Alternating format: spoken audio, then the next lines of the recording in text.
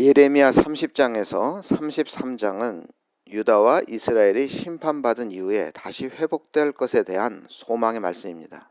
그래서 이 부분을 작은 위로의 책이라 부르기도 합니다. 오늘 30장은 유다와 이스라엘을 포로된 곳에서 돌아오게 하신다, 이런 내용입니다. 이스라엘의 회복의 근거는 이스라엘의 국력 회복이나 주변 강대국들의 세력의 약화에 기인하지 않습니다. 이스라엘의 회복은 오직 하나님께서 약속하신 그 말씀에 근거하고 있는 것입니다. 우리 2절 3절 우리 함께 봉독합니다.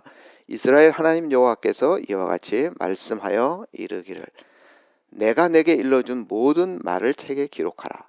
여호와의 말씀이니라.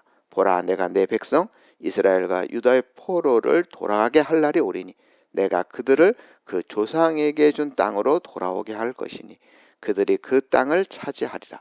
여호와의 말씀이니라. 이 짧은 구절에 세 번이나 반복되는 하나님의 말씀에 근거한 예레미야의 메시지와 달리 스마야 같은 거짓 선지자들은 아무런 근거 없는 긍정과 희망의 메시지를 통해서 이스라엘 백성들을 현혹했습니다. 거짓 선지자들의 근거 없는 낙관론으로 인해 이스라엘 백성들은 자신들의 죄악이 무엇인지 진지하게 돌아볼 수가 없었던 것입니다. 거짓 선지자들의 잘못된 메시지로 인해 백성들은 자신들이 쌓아왔던 죄악의 참상을 그 현실을 제대로 인식하지 못한 채 하나님의 진노의 날을 맞이할 수밖에 없었던 것입니다. 이스라엘 백성들의 마음에는 하나님의 심판 따위는 자신들의 현실과는 동떨어진 먼 이야기로 밖에 생각할 수 없었던 것이죠. 그게 거짓 예언자들의 잘못이죠. 반대로 예레미야의 메시지는 주로 멸망과 파괴였고 백성들이 저지른 각종 죄악상에 대한 폭로였습니다. 그래서 이러한 예레미야의 메시지가 이스라엘 백성들에게 환영받았을 리 만무합니다. 권력을 쥐고 있던 당시 주류 종교인들과 선지자들 그리고 그들에게 현혹당한 백성들은 예레미야의 입을 아예 막으려 했고 죽이려고까지 했습니다. 예레미야의 고통과 번민은 바로 여기에서 비롯되는 것입니다.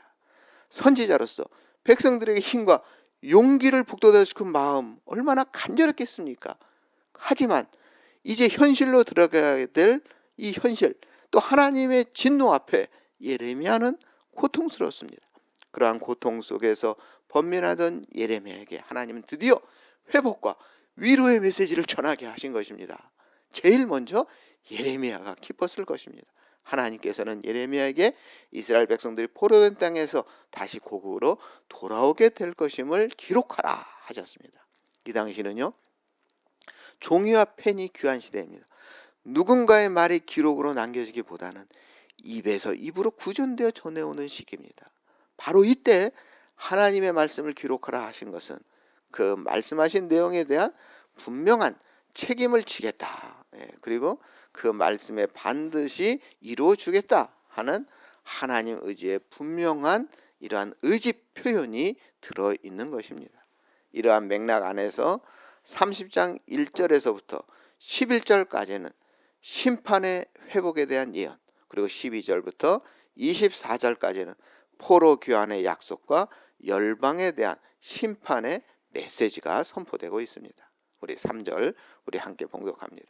여호와의 말씀이니라. 보라, 내가 내 백성 이스라엘과 유다의 포로로 돌아가게 할 날이 오리니 내가 그들을 그 조상에게 준 땅으로 돌아오게 할 것이니 그들이 그 땅을 차지하리라. 여호와의 말씀이니라. 70년 후에 하나님의 백성들을 이 땅으로 돌아오게 하신다는 약속의 말씀입니다. 결국 70년 후에 고레스 왕에 의하여 1차로 수룹바벨과 그 동포들이 돌아왔고요. 2차로 에스라가 그 동포들을 데리고 돌아왔고요. 마지막 3차로 느헤미야가 동포들을 데리고 돌아오게 됩니다. 이때 이 돌아오는 이 회복의 역사의 주인이 누구냐? 하나님입니다. 모든 일을 하나님께서 주관해 주시겠다는 그 약속의 말씀을 오늘 지금 예레미야는 선포하고 있는 것입니다. 우리의 삶에서 하나님의 주권을 인정하지 못할 때 사실 우리 삶 속에 상당히 있습니다. 이 세상에 악질 같은 나쁜 놈들이 잘 되는 걸 볼 때마다 우리 마음속에 도대체 하나님 뭐 하시나? 하나님 왜 저런 놈들을 그냥 내버려두시나? 도대체 하나님이 계신 것은 맞는가? 이런 생각할 때 있습니다. 하지만 우리는 내 감정과 내 상황과 이런 나의 현실적인 고난 속에서도 하나님이 개입하신다, 하나님의 주권 속에 있다, 이 사실을 우리는 인정해야 합니다. 보이지 않지만 역사의 주관자이신 하나님을 매 순간 믿음의 눈으로 바라보는 훈련이 우리에게 필요한 것입니다. 여러분 어떻습니까? 시간이 지나면 결국 어떻게 됩니까? 우리도 깨닫지 않습니까? 그때 그 어려울 때 그래도 하나님이 하셨구나, 하나님이 나와 함께 하셨구나, 이렇게 인정되지 않습니까? 4절부터 7절까지는 이스라엘과 유다가 당할 심판에 대한 말씀인데, 이에 대한 표현이 아주 강하게 표현되어 있습니다. 우리 6절 우리 함께 봉독합니다. 너희는 자식이 해산하는 남자가 있는가 물어보라. 어찌하여 모든 남자가 해산하는 여자같이 손을 자기 허리에 대고 모든 얼굴이 겁에 질려 새파래졌는가. 포로 교환이라는 소망의 큰 주제의 말씀을 주신 후에 이제 심판에 대한 언급을 잠깐 하십니다. 하나님을 떠나 우상을 숭배하던 유다와 이스라엘은 반드시 심판 또는 징계의 과정을 겪은 후에야 회복을 경험할 수 있다 하는 말씀입니다. 여러분, 남자 해산할 수 없습니다. 그런데 그렇게 상상할 수도 없는 일, 생각할 수도 없는 일이 예루살렘에 벌어졌고, 그로 인해 남자들은 손을 허리에 대고 얼굴이 새파랗게 질려서 정말 어쩔 줄 모른다, 남녀를 불문하고 해산의 고통과 같은 큰 심판이 임하게 된다는 것입니다. 이와 같이 엄청난 날이 BC 586년 예루살렘 멸망의 날에 일어났습니다. 그러나 그렇게 큰 슬픔과 환난의 때를 만나지만 하나님은 이스라엘을 다시 구원해 주실 것이라고 말씀합니다. 8절 9절, 이것은 심판 이후의 회복에 관한 메시지입니다. 만군의 여호와의 말씀이라. 그날에 내가 내 목에서 그 멍에를 꺾어버리며 내 포박을 끊으리니 다시는 이방인을 섬기지 않으리라. 그들은 그들의 하나님 여호와를 섬기며 내가 그들을 위하여 세울 그들의 당 다윗을 섬기리라. 그날에 멍에를 꺾어버리고 포박을 끊으실 것이다 약속합니다. 7절의 슬픈 그날과 대조적으로 8절의 그날은 여호와의 구원이 임하는 날이며 고난 속에서 해방되는 날입니다. 여기서 멍에는 70년간의 포로 생활을 의미합니다. 이 백성이 그 기간을 다 채운 후에 하나님은 그 멍에를 꺾을 것이다. 그리고 다시는 이방인을 섬기지 않고 하나님을 섬기게 되고 새롭게 세우실 다윗 왕을 섬기게 될 것이다 말씀하고 있는데, 이 새롭게 세우실 다윗 왕이 바로 메시아 예수 그리스도입니다. 유사한 말씀이 에스겔서 7장 24절에 나오는데요. 내 종 다윗이 그들의 왕이 되리니 그들 모두에게 한 목자가 있을 것이라. 내 종 다윗이 영원히 그들의 왕이 되리라. 여기서 내 종 다윗도 바로 예수 그리스도를 말하는 것입니다. 이스라엘에 수많은 왕들이 있었습니다. 그러나 진정으로 백성을 위한 왕이 거의 없었습니다. 진정한 선지자, 진정한 제사장, 진정한 왕, 백성들을 가르치고 인도할 진정한 사명자가 필요했습니다. 결국 하나님이 새로운 왕, 영원한 왕을 세워줄 것이라 약속하십니다. 하나님은 이스라엘의 위대한 왕, 성군 다윗과 같은 인류의 왕 메시아 예수 그리스도를 보내주시고 이 땅을 통치하는 날이 오게 될 것이다 약속의 말씀을 주시고 있습니다. 그 약속의 성취로 그리스도가 이 땅에 오셨고 그리스도의 통치는 지금도 계속되고 있습니다. 우리의 매일매일의 삶이 영원한 왕 그리스도가 통치하는 삶이 되어야 하겠습니다. 12절부터 24절까지는 전번 보아도 비슷한 맥락 속에서 그동안 상처받고 힘들었던 유다와 이스라엘 백성들을 회복시키시고 바벨론 포로부터 구원해 주시라는 약속의 그 말씀 구체적으로 말씀해 주고 있고요. 12절부터 15절까지는 이스라엘의 상처에 대한 말씀이에요. 이스라엘 백성들에게 상처가 많은데 그 원인은 바로 이스라엘 백성들의 죄 때문이고 그로 인한 징계라고 말씀하십니다. 하나님은 의로우시기 때문에 죄에 대해 반드시 보응하시고 징계하십니다. 그러나 징계는 고치기 위함입니다. 돌이켜 하나님께 순종하도록 이끄시기 위함입니다. 사랑하는 자녀이기 때문에 징계해 주신 것입니다. 혹시 오늘 우리도 인생의 어느 순간 징계의 터널을 지낼 때 하나님의 사랑을 먼저 떠올려야 합니다. 하나님께 더 가까이 나아가는 기회가 되어야 하는 것입니다. 16절부터 24절까지 이스라엘 회복과 이방의 심판에 대한 예언이 계속됩니다.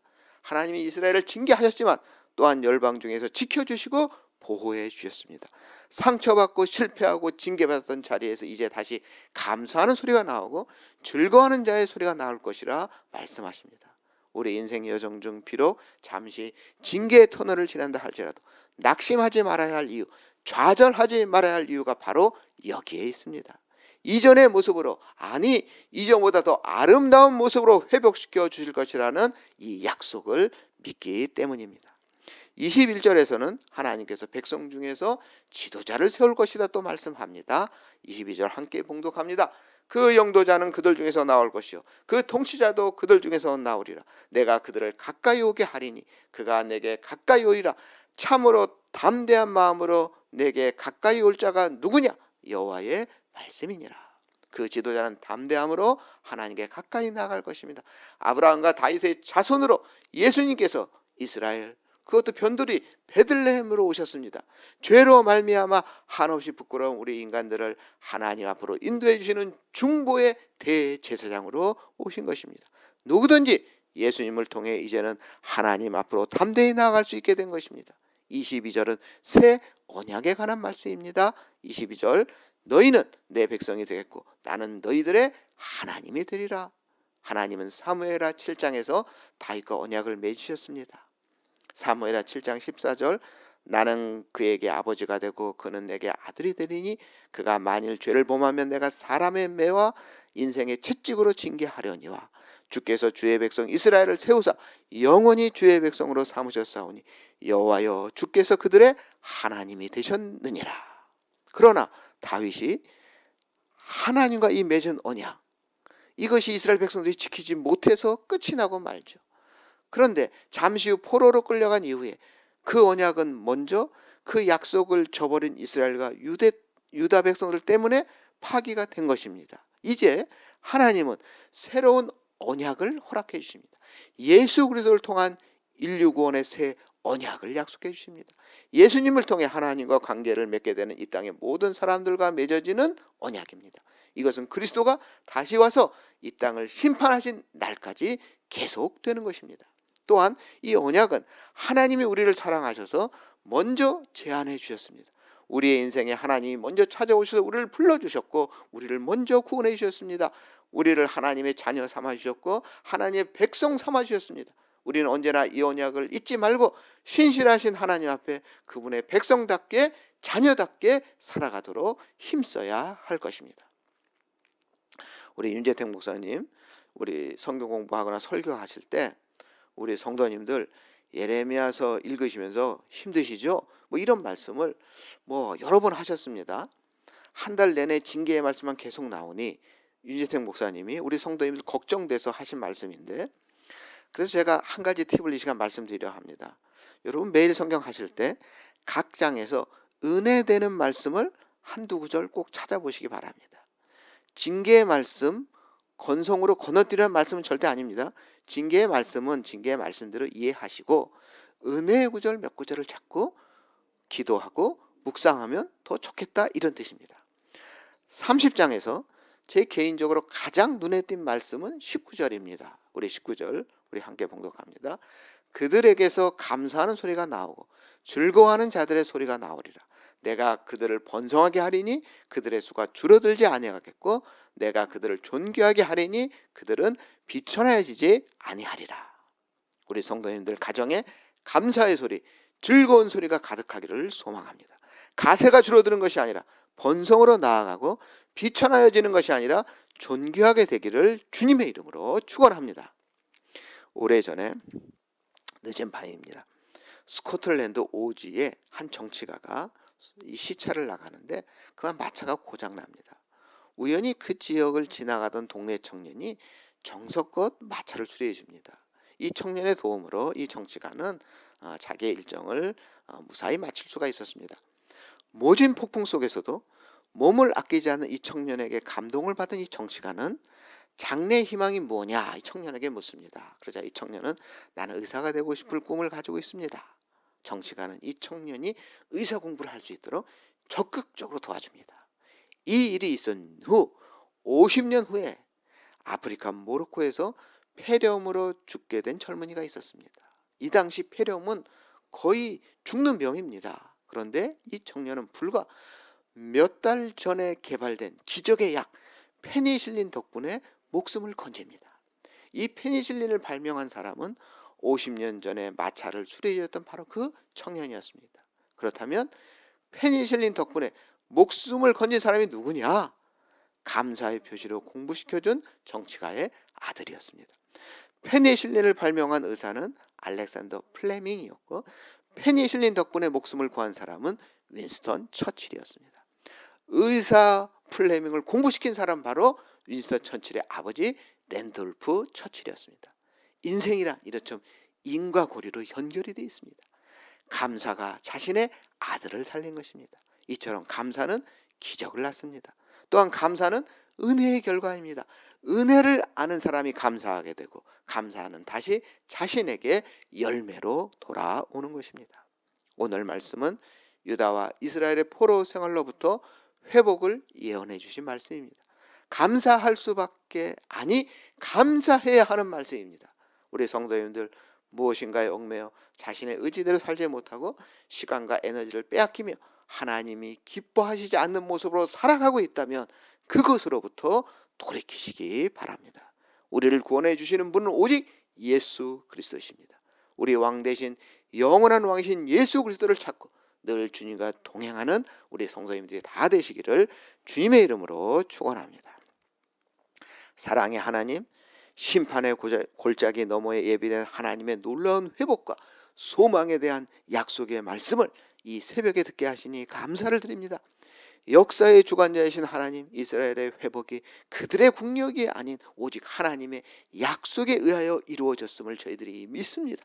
우리의 삶에 닥친 환난이 비록 해산하는 여인과 같은 고통일지라도 그 징계의 목적이 멸망이 아니라 우리를 새롭게 고치시고 정결케 하시는 사랑의 매임을 깨닫게 하여 주시옵소서. 70년의 기한을 정하시고 반드시 약속을 이루시는 하나님을 신뢰하며 보이지 않는 상황 속에서도 하나님의 주권을 인정하는 믿음의 눈을 갖게 하여 주시옵소서. 이 새벽에 드린 귀한 정성을 받아주시고 우리 성도님들 가정에 감사의 소리, 즐거운 소리가 가득하게 하셔서 가세가 줄어드는 것이 아니라 번성으로 나아가게 하시고 비천하여지는 것이 아니라 존귀하게 하여 주시옵소서. 우리의 삶 속에 여전히 죄의 포로가 되어 얽매여 있는 부분이 있다면 성령의 불로 끊어내 주시옵소서. 우리를 회복시킬 주님을 찬양하며 다시 오실 주님 앞에 선한 청지기로 성숙될 수 있도록 오늘 하루도 정결하고 깨어있는 삶이 되게 하여 주시옵소서. 우리를 구원하신 예수님의 이름으로 기도드립니다. 아멘.